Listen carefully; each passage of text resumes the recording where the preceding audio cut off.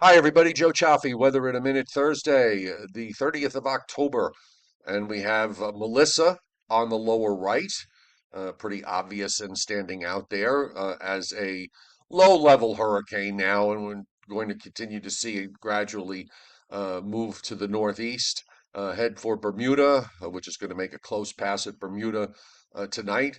And then from there, it's on to the open waters of the Atlantic as a post-tropical storm system. In the meantime, we have our own post-tropical or non-tropical storm system. It's not really post-tropical.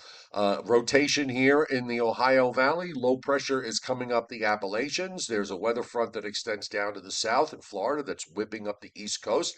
And we've got overrunning rain that has moved into New England.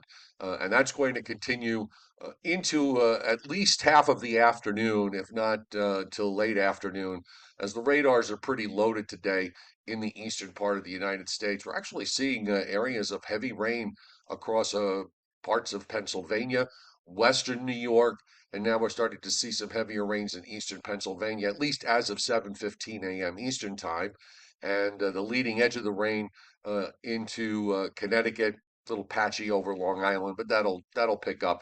And then we are probably going to see one good solid shot of moderate to heavy rain later on today and into tonight. And we can see it here as we take a look at what the European model is doing with this. And there's Melissa, there's the non-tropical storm. You got the cold front that extends southward, and those yellow and red patches there indicative of rainfall rates that are almost up to half an inch an hour, if not more. And there might even be some thunderstorms with this. Your low is going to be moving up.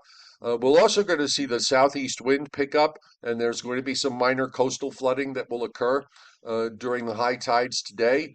But once the low gets up to our north, and this is at 8 p.m., still maybe some lingering precip there over southern New York, back to Long Island and northern New Jersey. But then it's gone, and then the gradient tightens up so that Friday, Halloween, is going to be a dry day, but it's going to be a very windy day with wind gusts of 30 to 40 miles per hour. And those gusty winds will probably last into at least part of Saturday.